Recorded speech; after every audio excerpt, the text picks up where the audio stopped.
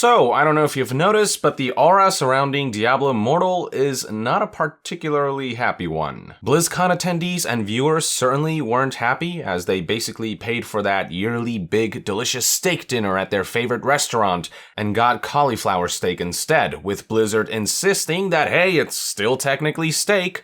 The developers most definitely aren't happy, I'm assuming, as while they were bracing themselves for some trepidation after the mobile game's announcement, they bafflingly did not anticipate the backlash would be this severe. Hell, even Diablo 2 producer Mark Kern went out of his way to express how unhappy he is at the way Blizzard handled this announcement and how out of touch they were with BlizzCon 2018.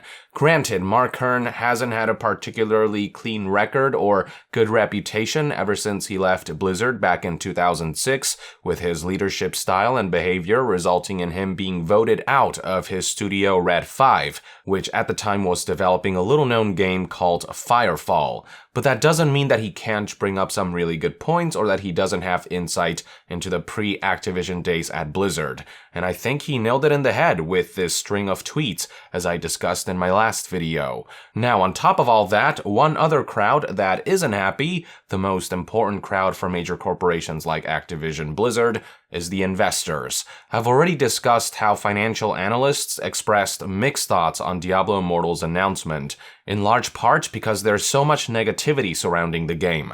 It would seem as though investors share similar sentiments, as shortly after the mobile game was unveiled and the negative feedback began to pour in on November 2nd, stocks for Activision Blizzard began to take a nosedive. If you look at the company's stocks on Google right now, you'll be able to see that stocks fell as much as 7.03%.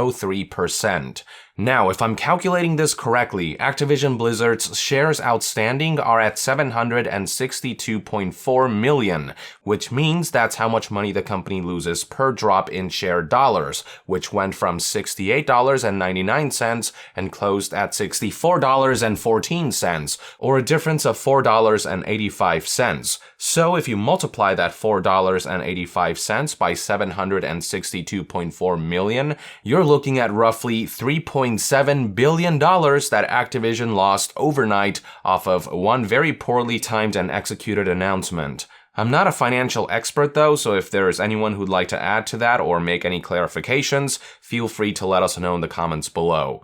Either way, the company lost a significant amount of money from their real customers, the investors. Providing further insight was a note sent to investors by research firm Cowen, as reported by website GameSpot, which stated the following: Blizzard severely miscalculated how their fans would respond, which suggests they aren't in touch with their players as maybe they should be.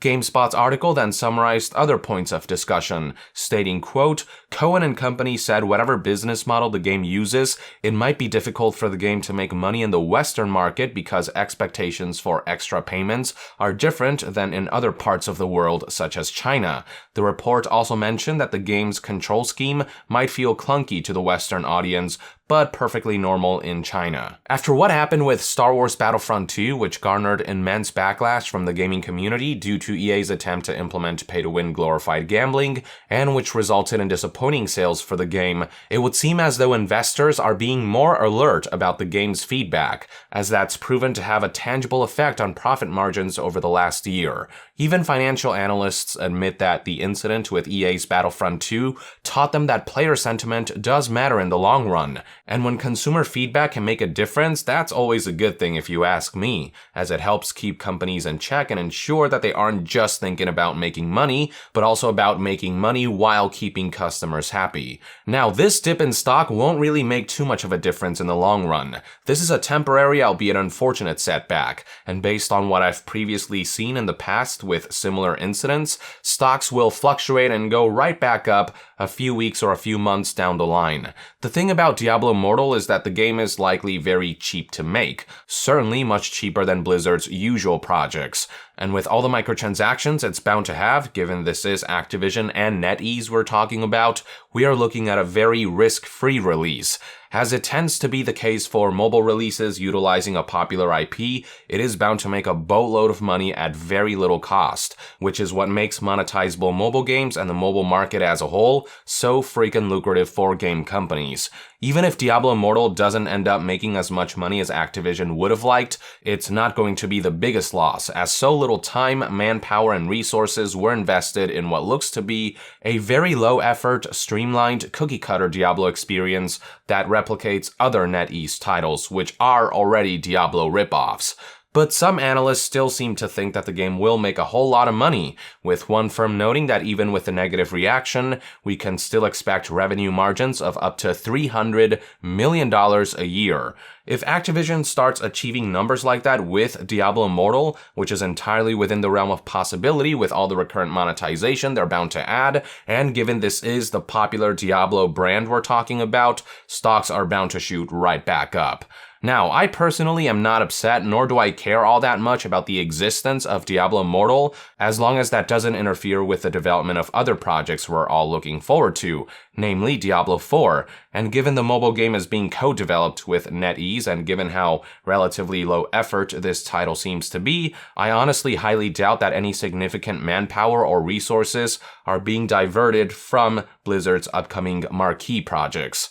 So, all I'll do until the big names are announced is shake my head at Blizzard for being so utterly tone-deaf and misguided with their handling of BlizzCon 2018, and hope that when they do eventually and inevitably unveil Diablo 4, it'll be able to make up for this blunder. I'd imagine investors are looking forward to that announcement as well, as stocks are bound to soar when Diablo 4 finally takes center stage. These are one man's perspective anyway. I'd love to hear what your take is on Activision Blizzard stocks dropping in the comments below. With that, I would like to end this news update. Thank you for tuning in. If you enjoy my content and would like to support this channel directly, consider donating on Patreon. And to be further updated on all things gaming news, reviews, and discussions, stay tuned right here on Yong Yeah. I'll see you guys next time. Yong out.